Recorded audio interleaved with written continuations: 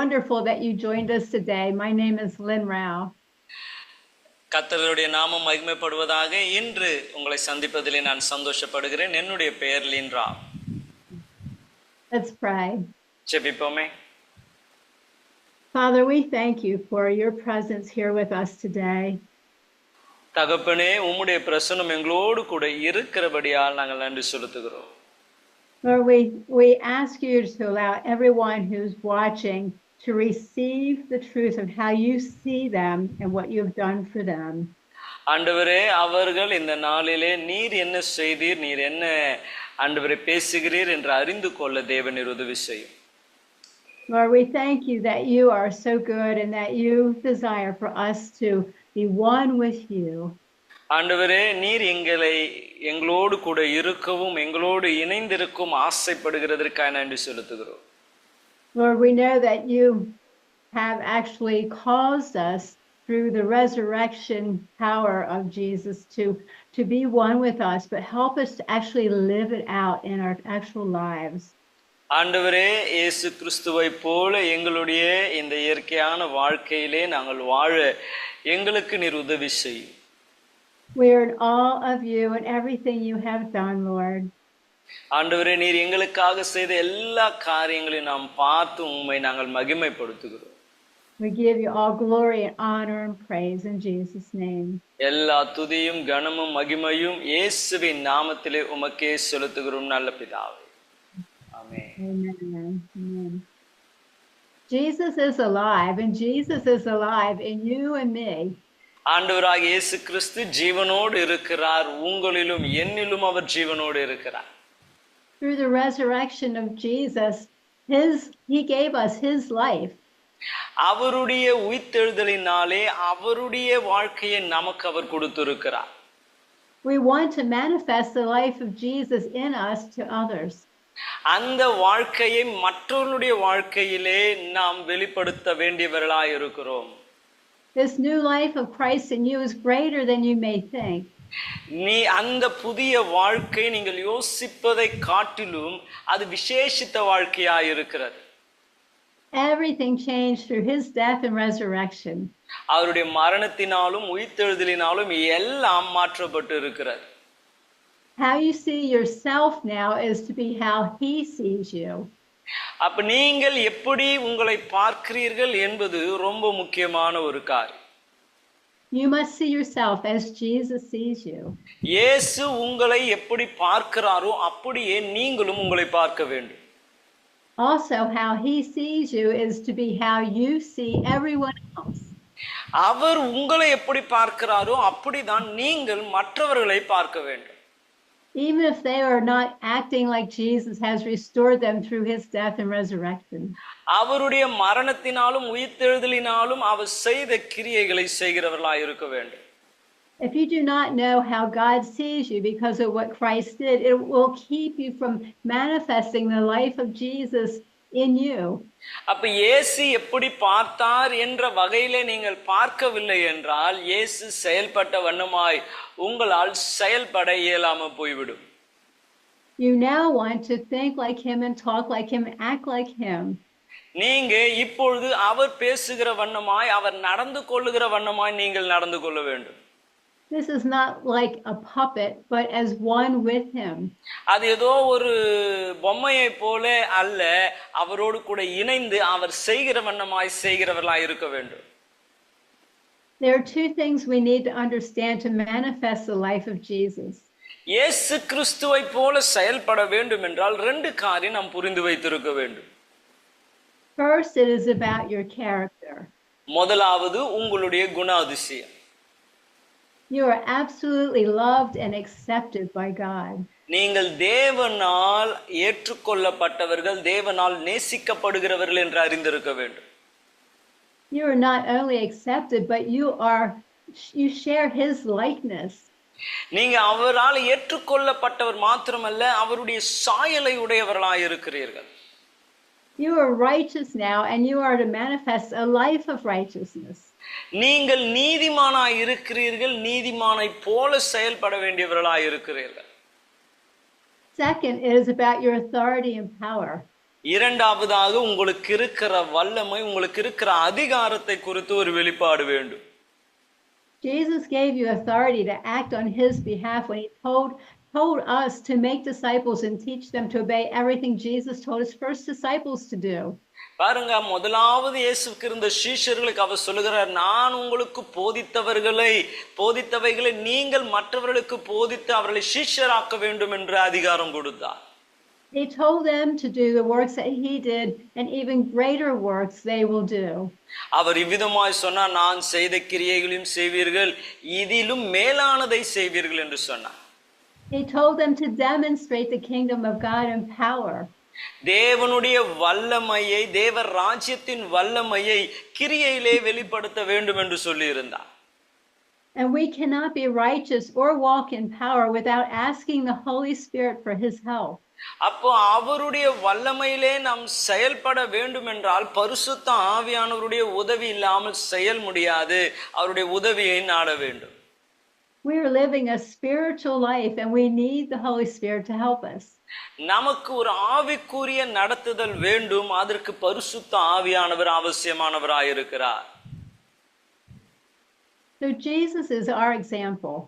ஆண்டவராகிய இயேசு கிறிஸ்துவே நமக்கு எடுத்துக்காட்டாய் இருக்கிறார். We are learning to manifest his life in all of its aspects. அவருடைய வாழ்க்கையை நம்முடைய எல்லா நிலைகளிலும் வாழ நாம் கற்றிருக்க வேண்டும். What does the Bible say about having the character of Christ? கிறிஸ்துவினுடைய குணாதிசயங்களை உடையவர்களாய் இருக்க வேதம் என்ன சொல்லுகிறது? We are to be loving and kind, patient, and have self-control. நாம் அன்பு உள்ளவர்களாய், நீடிய பொறுமை உள்ளவர்களாய், சாந்தம் உள்ளவர்களாய், சுய அடக்கம் உள்ளவர்களாய் இருக்க வேண்டும். We are to live a life of self-sacrifice, honor, mercy, and grace. அது மாத்திரமில்லாமல் நம் சுயத்தை நாம் தியாகம் செய்கிறவர்களாய், கனம் உள்ளவர்களாய், நீதியானவைகளை நடப்பிக்கிறவர்களாய் இருக்க வேண்டும்.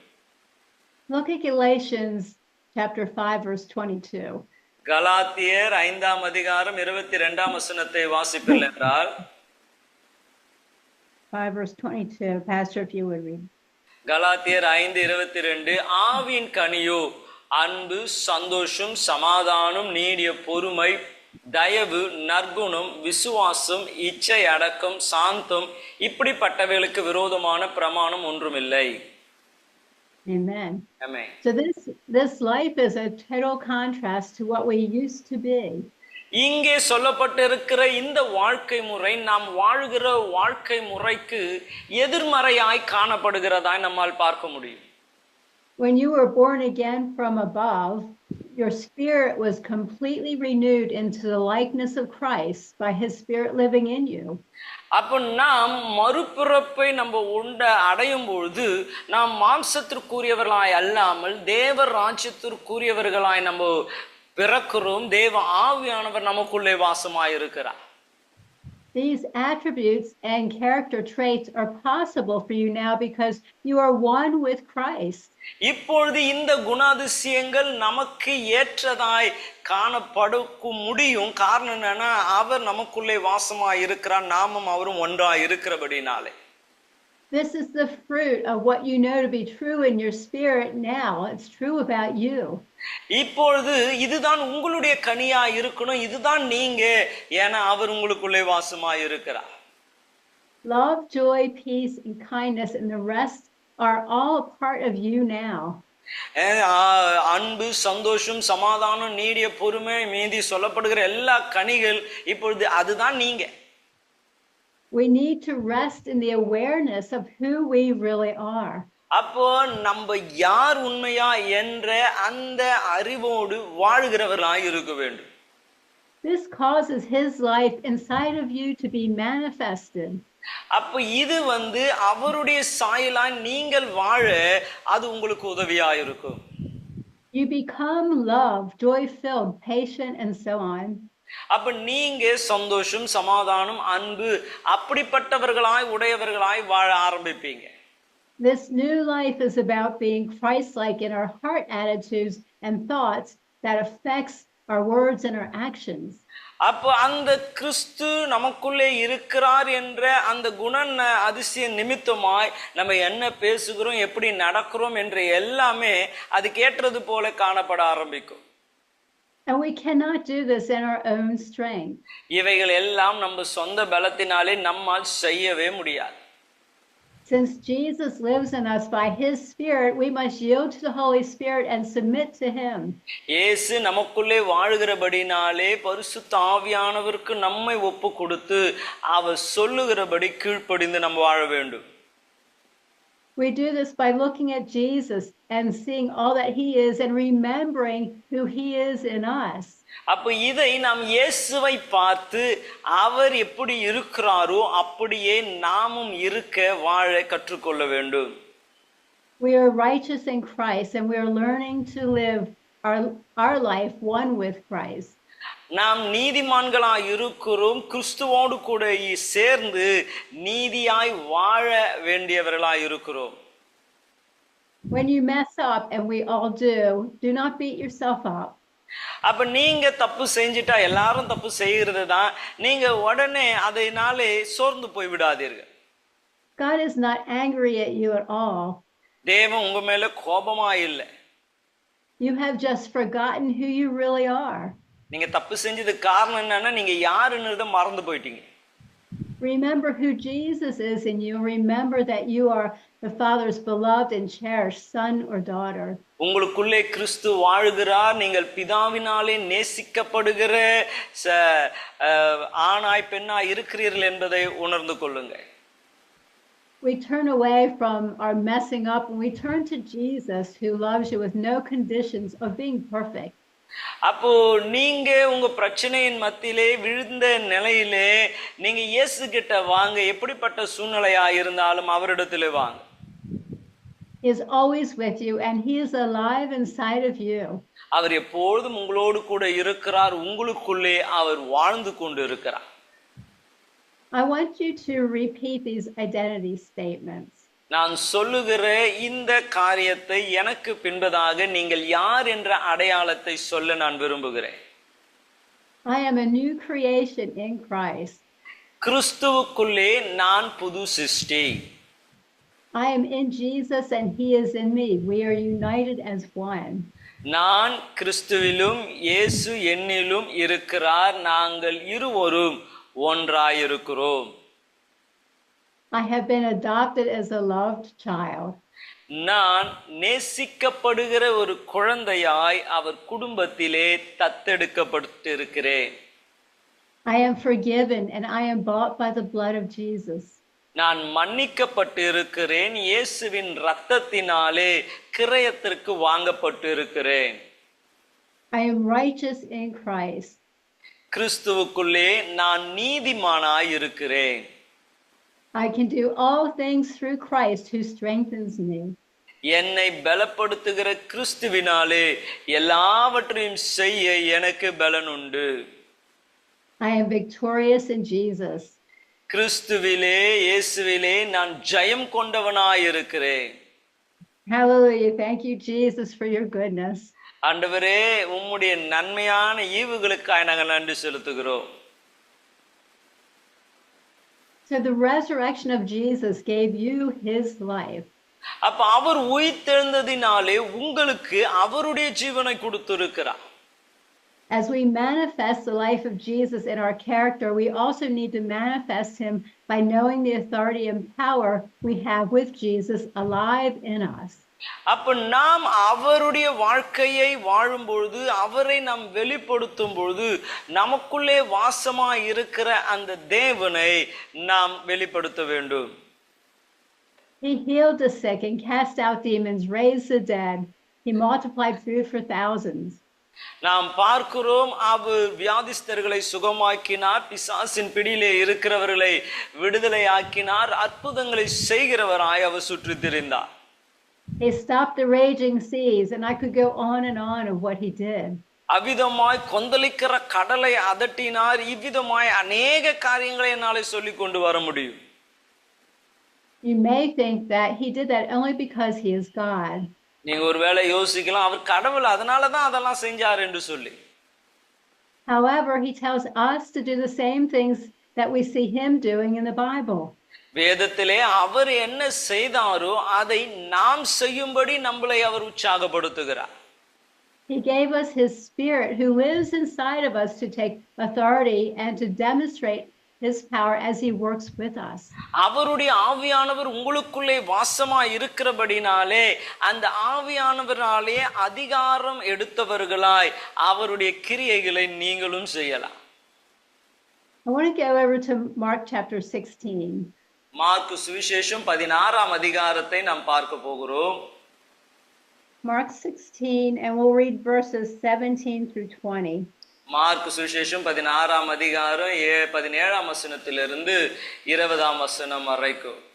விசுவாசிக்கிறவர்களாலே நடக்கும் அடையாளம் ஆவன, என் நாமத்தினாலே பிசாசுகளை துரத்துவார்கள், நவமான பாஷைகளை பேசுவார்கள், சர்ப்பங்களை எடுப்பார்கள், சாவுக்கு ஏதுவானதை யாதொன்றை குடித்தாலும் அது அவர்களை சேதப்படுத்தாது, வியாதிஸ்தர்கள் மேல் கைகளை வைப்பார்கள், அப்பொழுது அவர்கள் சொஸ்தமாவார்கள் என்றார்.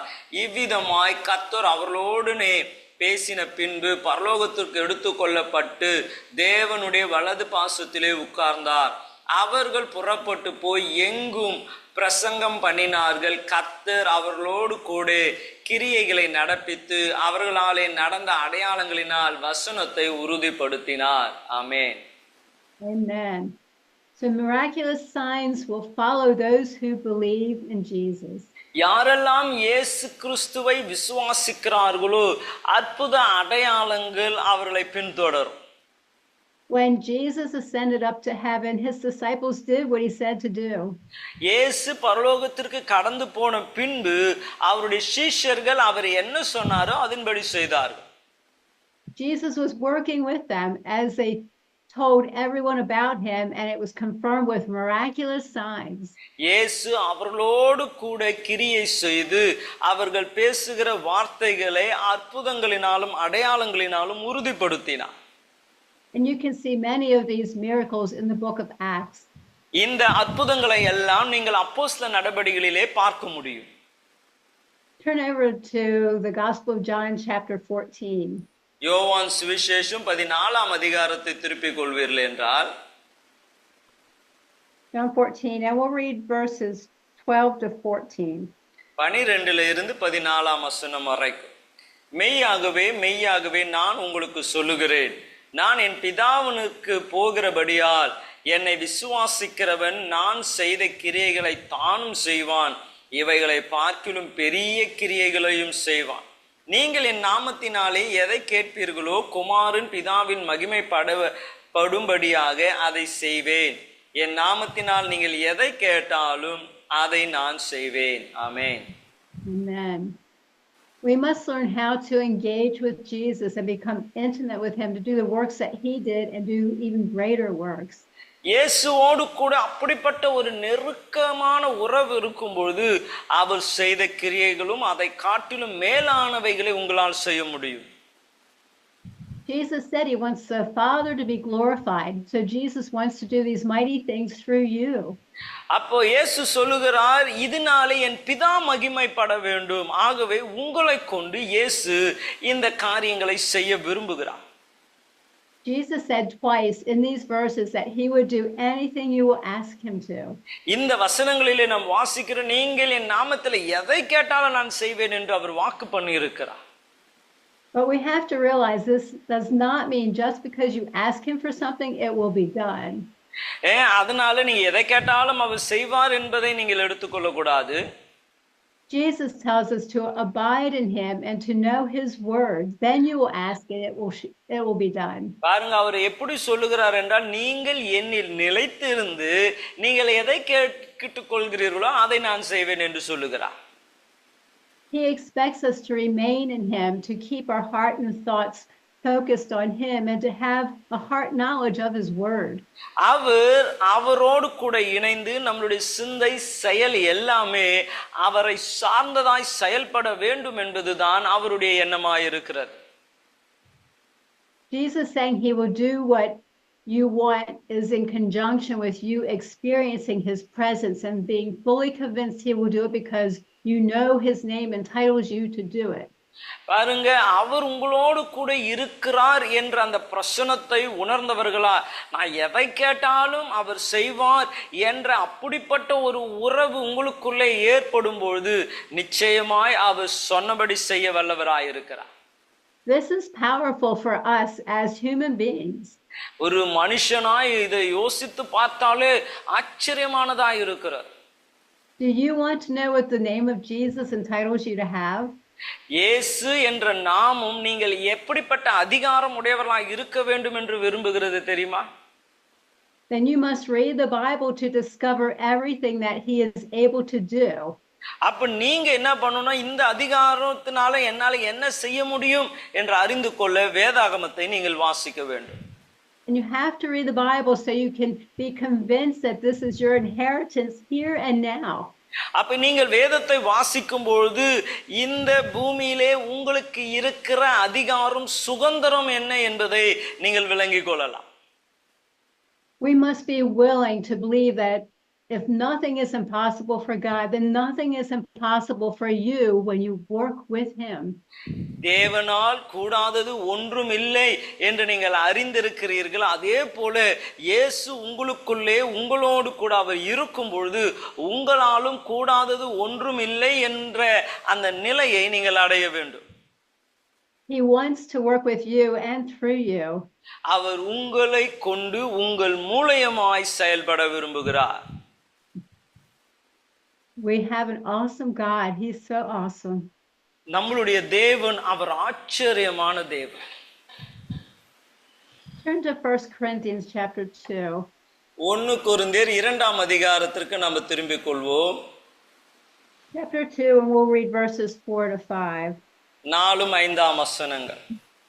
உங்கள் விசுவாசம் மனுஷருடைய ஞானத்தில் அல்ல, தேவனுடைய பலத்தில் நிற்கும்படிக்கு என் பேச்சு என் பிரசங்கமும் மனுஷ ஞானத்திற்குரிய நவவசனம் உள்ளதாய் இராமல் ஆவினாலும் பலத்தினாலும் உறுதிப்படுத்தப்பட்டதாய் இருந்தது.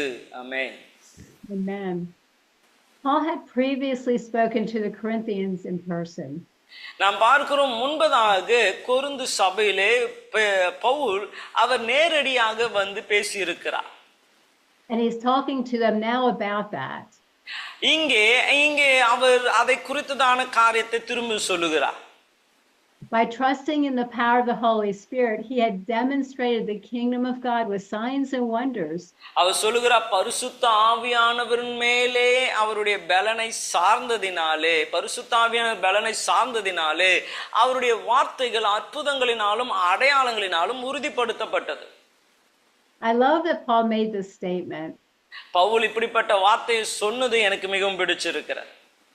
He said he did not want anyone to think that he spoke something that was of human wisdom. அவர் அங்க சொல்றாரு, மனுஷருடைய ஞானத்தின்படி நான் பேசலன்னு சொல்றார். He wants their faith to trust in the power of God. அவர்களுடைய விசுவாசம் தேவனுடைய வல்லமையின் மேல் இருக்க வேண்டும் என்று அவர் அங்கே போதிக்கிறார். He did not point people to himself, but to the power working of the Spirit available in him. அப்ப அவர் வந்து ஜனங்க அவரை பின்பற்றணும் அப்படி என்று அவர் எண்ணாமல் அவருக்குள் கிரியை செய்கிற தேவ ஆவியானவர் மேலே ஜனங்களுடைய விசுவாசம் இருக்க வேண்டும் என்று அவர் விரும்பினார். And he wants us to know the revelation of Christ within you. அவர் கிறிஸ்து உங்களுக்குள் வாசமாய் இருக்கிற அந்த வெளிப்பாடை நீங்கள் புரிந்து கொள்ள விரும்புகிறார். This is the key to walking in authority and power with God. இதுதான் தேவனோடு கூட நடக்கிறதினாலே உங்களுக்குள் இருக்கிற அந்த வல்லமையின் அதிகாரத்தின் ஒரு வெளிப்பாடாய் இருக்கிறது. And then Paul says something else in chapter 4, verse 20. இதே அதிகாரத்திலே 4ஆம் அதிகாரம் அதிலே 20ஆம் வசனத்தை நீங்கள் வாசிப்பீர்கள் என்றால் பவுல் இன்னும் ஒரு காரியத்தை சொல்லுகிறார். தேவனுடைய ராஜ்யம் பேச்சிலே அல்ல பலத்திலே உண்டாயிருக்கிறது. ஆமென். Amen. He is saying the kingdom of God is about an empowered life and not using impressive words or quoting your favorite scriptures. அவர் சொல்லுகிறாங்க, அழகான வார்த்தை பேசுறதுனால இல்ல வேத வசனத்தை சொல்லுகிறதுனால மாத்திரம் அல்ல, தேவனுடைய ராஜ்யம் அது பலனுள்ளதா இருக்கிறது என்று சொல்லுகிறார். Jesus empowers us, and we are required by Jesus to demonstrate the kingdom of God in power.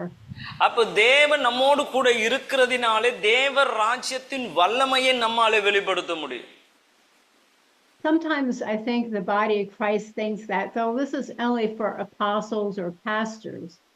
சில நேரங்களிலே சபையில இருக்கிறவங்க யோசிக்கிற காரியம், இது ஊழியக்காரு அப்போஸ்தலர்கள் இவங்களுக்கெல்லாம் பயன்படுகிற வரங்க, நம்மளுக்கு என்ன அப்படின்னு யோசிப்பீங்க.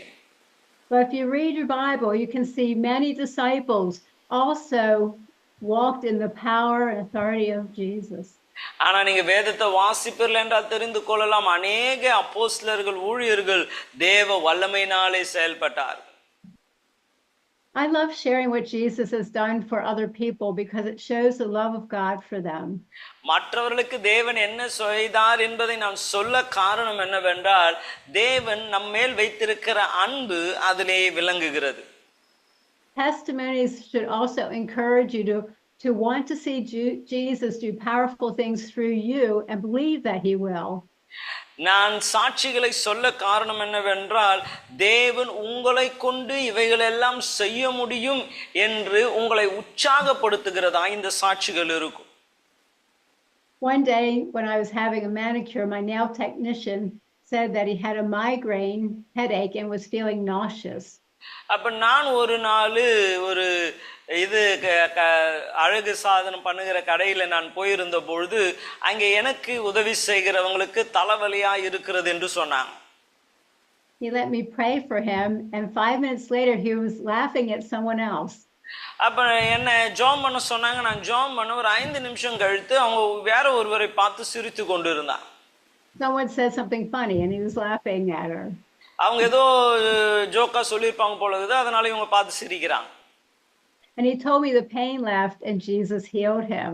அப்போ அவரு சொன்னாரு, நீங்க ஜெபம் பண்ணீங்க, இயேசு என்னை சுகமாக்கினார், என் தலைவலி என்னை விட்டு மாறி போனது என்று சொன்னார். Praise the Lord. கர்த்தருக்கு மகிமை உண்டாகட்டும். So we must practice having an intimate relationship with the Lord and be willing to study the Word of God for ourselves. அப்போ நம்ம தொடர்ச்சியாக தேவ நாமம் மகிமைக்காக இவைகளை செயல்முறைப்படுத்துகிறவர்களாய் இருக்க வேண்டும். Jesus is serious about us living in his righteousness where our character is like his. அப்ப நம்மளுடைய சுபாவம் தேவனுடைய சுபாவம் போல இருக்கணும், நாம் நீதியாய் வாழ வேண்டும் என்பது தேவனுடைய விருப்பமாய் இருக்கிறது. And he commands us to demonstrate the kingdom of God in power. தேவனுடைய ராஜ்யத்தின் வல்லமையை நாம் வெளியரங்கமாக்க வேண்டும் என்று அவர் நமக்கு சொல்லுகிறார்.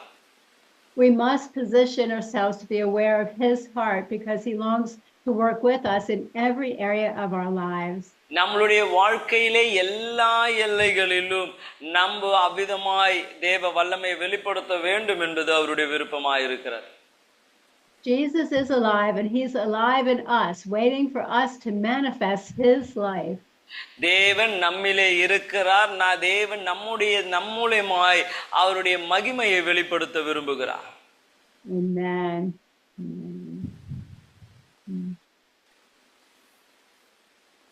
The Lord has been giving me, as I've been talking, some words of knowledge that he wants to heal you in certain areas.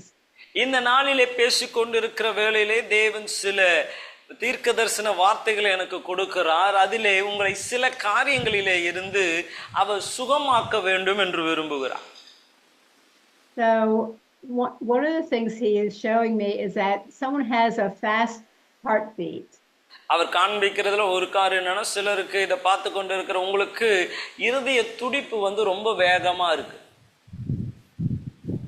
If you are someone who has your heart is racing, it's a fast heartbeat, I want you to put your hand on over your heart.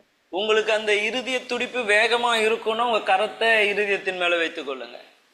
I want to pray for you. நான் உங்களுக்காக இப்பொழுது ஜெபிக்க போகிறேன். So right now, in the name of Jesus, I speak to the people who have a fast racing heart, I just speak peace and rest to their heart. இந்த வேளையிலே இருதயம் வேகமாய் துடிக்கிறவர்களுக்காக நான் ஜெபிக்கிறேன். தேவனுடைய சமாதானம் அவருடைய இருதயத்தை நிரப்புவதாக இயேசுவின் நாமத்தினாலே. I speak to anything that is out of alignment and out of order in their hearts to be restored to health. எது அவங்களுடைய இருதயத்திலே சரியில்லாமல் இருக்கிறதோ அவைகள் நேர்த்தி ஆகட்டும் என்று நான் ஜெபிக்கிறேன். I just release peace and rest right now. இப்பொழுதே இளைப்பாறுதலையும் சமாதானத்தையும் அவர்களுக்கு நேராய் நான் பேசுகிறேன். Thank you, Jesus. நன்றி இயேசுவே. If you have pain in your ankle, and one of your ankles, and maybe you need surgery. I felt like you need surgery. It's something that's not going to go away without surgery. Put your hand on your ankle if you can. உங்களுடைய பாதத்தாண்டே அந்த ஆங்கிள்ல உங்களுக்கு வலி இருக்கு, surgery பண்ணும், operation பண்ணும் சொல்லி இருப்பார்கள் என்றால் அந்த இடத்துல உங்களுடைய கரங்களை வைத்துக் கொள்ளுங்க. So you're participating with what Jesus wants to do when I ask you to put your hand on your ankle, or if I ask you to check it out. அப்ப நீங்க இயேசு சொன்னபடி நான் கையை அங்க வைங்க என்று சொல்லும்பொழுது, இல்ல சோதித்து பாருங்க என்று சொல்லும்பொழுது இந்த அற்புதத்திலே உங்களை நீங்கள் இணைத்துக் கொள்கிறீர்கள். So Jesus, I thank you for coming with your presence upon those who have problems with their ankles. ஆண்டவரே, இந்த வேளையிலே பாதங்களிலே வலி வேதனையோடு கூட இருக்கிறவர்களை சுகமாக்கும்படியாய் உம்முடைய பிரசன்னம் இறங்கி வந்திருக்கிறபடியால் நன்றி செலுத்துகிறேன். I speak to all pain in the name of Jesus to go. எல்லா வலி வேதனைகளும் இயேசுவின் நாமத்திலே விலகி போ என்று கட்டளையிடுகிறேன். Any broken bones or torn ligaments or tendons, I speak to you to be knit back together now. உடைந்த எலும்புகள், சதப்பிடிப்பு எவைகள் இருந்தாலும் இப்பொழுது சரியாகட்டும் இயேசுவின் நாமத்திலே என்று நான் கட்டளையிடுகிறேன். More of your presence, Holy Spirit. பரிசுத்த ஆவியானவரே, உம்முடைய பிரசன்னத்திற்காக நன்றி செலுத்துகிறோம். Thank you, Jesus, that by your stripes they are healed. ஆண்டவரே, உம்முடைய தழும்புகளால் நாங்கள் குணமானோம். நன்றி செலுத்துகிறோம். I speak to all pain to leave everything back into wholeness now in Jesus' name. எல்லா வலி வேதனைகளும் மாறி அவர்கள் நேர்த்தியாய் இருக்கட்டும் என்று இயேசுவின் நாமத்திலே ஜெபிக்கிறேன். So now I want you to move your ankle and see how it feels. See if the pain has gone or if it's leaving or if it's on its way out. அப்போ உங்க angle, உங்க பாதத்தை நீங்க அசைச்சு பாருங்க. அந்த வலி இருக்கா, வலி வெளியில போயிடுச்சா, சுகமா இருக்கிறீங்களா என்று நீங்க அசைச்சு பாருங்க. சுகத்தை கர்த்தர் கட்டளையிட்டு இருப்பார். So Jesus, we thank you for what you're doing. Thank you for your healing grace. Thank you for all that you are. ஆண்டவரே, உம்முடைய சுகமளிக்கும் வல்லமைக்காக, நீர் எங்களுக்காய் செய்த யாவைக்காக உங்களுக்கு நாங்க நன்றி செலுத்துகிறோம். Jesus, I thank you that you have provided for so much through your death and your resurrection. உம்முடைய மரணத்தினாலும் உம்முடைய உயிர்த்தெழுதலினாலும் நீர் எங்களுக்கு ஆயத்தப்படுத்தி இருக்கிற எல்லா காரியங்களுக்காக நாங்கள் நன்றி செலுத்துகிறோம். Lord, I ask you to help every single believer that they would come into the realization that you live inside of us. ஆண்டவரே, நீர் எங்களுக்குள்ளே நீர் வாசமாய் வாழ்ந்து கொண்டு இருக்கிறபடியால் ஆண்டவரே, உம்முடைய செயல்களுக்காக நாங்கள் நன்றி செலுத்துகிறோம். Let their hearts be awakened to the reality that we have Christ living in us and your righteousness lives in us. ஆண்டவரே, உம்முடைய நீதி, ஆண்டவரே உம்முடைய செயல்கள் நீர் எங்களுக்குள் வாழ்கிறதினாலே அது வெளியரங்கமாக்குறதற்காக நன்றி செலுத்துகிறேன். And help each person to spend time with you, getting to know you, reading your word and letting you speak life and confidence of who you are in them. ஆண்டவரே, நீர் உள்ளே வாழ்கிறதினாலே தைரியத்தோடு ஆண்டவரே உம்முடைய வார்த்தைகளை பேச, உம்மை போல வாழ எங்கள் ஒவ்வொருவருக்கும் நீர் உதவி செய்யும்படியாக ஜெபிக்கிறோம். And when they do, help them to step out with courage and boldness to speak healing over someone that needs healing. அதே வண்ணமாய் வியாதியாய் இருக்கிறவர்களுக்கு ஜெபிக்க ஆண்டவரே அந்த தைரியத்தை எங்களுக்கு கட்டளையிடுங்க. To declare freedom from bondages over people. ஆண்டவரே, விடுதலையை, கட்டப்பட்டவர்களுக்கு விடுதலையை கட்டளையிட எங்களுக்கு உதவி செய்யுங்க. to set captives free, Lord. ஆண்டவரே, அடிமைத்தனத்தில் இருக்கிறவர்களை விடுதலையாக்க எங்களுக்கு உதவி செய்யுங்க. Lord, let them see that you are greater than what we actually first thought we knew about you. ஆண்டவரே, நான் உம்மை குறித்து நாங்கள் அறிந்திருந்ததை காட்டிலும் இப்பொழுது இன்னும் அதிகமாய் அறிந்து கொள்ள எங்களுக்கு உதவி செய்யும். Take them deeper into your love than they've ever experienced before. ஆண்டவரே, இதுவரைக்கும் அவர்கள் அனுபவித்திராத ஒரு ஆழத்திற்கு அவர்களை கொண்டு போகும்படி ஆட்சேபிக்கிறேன்.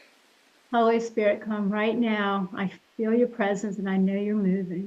ஆண்டு பரிசுத்த ஆவியானவர் இப்பொழுதே நீர் இறங்கி வந்து உம்முடைய பிரசன்னத்தை அவர்கள் உணர்ந்து அறிந்து கொள்ள உதவி செய்யும்படி ஆட்சேபிக்கிறேன். Draw each person closer to you. Give them a hunger for more of you. ஆண்டவர் உம் பக்கமாய் அவர்களை இழுத்து கொண்டுங்க, இன்னுமாய் உண்மையிலே பசித்தாகமுள்ளவர்களாய் அவர்களை மாற்றுங்க. And Jesus, we give you all glory and honor. ஆண்டவரே, உமக்கு எல்லா துதியும் கனத்தையும் நாங்கள் செலுத்துகிறோம். The awe and wonder of who you are, we are so overwhelmed by that. ஆண்டவரே, நீர் யார் என்று நாங்கள் யோசித்து பார்க்கும்போது ஆச்சரியப்படுகிறோம் அப்பா. And overwhelmed by you chose each one of us because you want us to walk with you in deep love relationship. ஆண்டவரே, நீர் எங்களோடு கூட நெருங்கிய தொடர்பு வைத்துக் கொள்ள எங்களையும் தெரிந்து கொண்டீர் என்பதில் நாங்கள் ஆச்சரியப்படுகிறோம். And as we follow your commands, Lord, that we are bringing glory to our Father in heaven. உம்முடைய கட்டளையை கீழ்ப்படியும் பொழுது பிதாவுக்கு நாங்கள் கனத்தை கொண்டு வருகிறோமே. We thank you for the incredible work that you have done for us.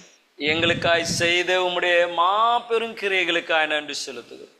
We praise you, we worship you, we give you all of our lives. ஆண்டவரே, உம்மை துதிக்கிறோம், உம்மை மகிமைப்படுத்துகிறோம், எங்கள் வாழ்க்கை முழுவதும் உம்முடைய கரத்திலே ஒப்பு கொடுக்கிறோம். And we pray all this in the powerful name of Jesus, our Lord and Savior and King. ஆண்டவரே, எங்கள் ராஜாவும் எங்கள் இரட்சகரும் எங்கள் கர்த்தராய் இருக்கிற உமக்கே எல்லா கன மகிமையும் செலுத்துகிறோம். Amen. இயேசுவின் நாமத்தில் ஆமென்.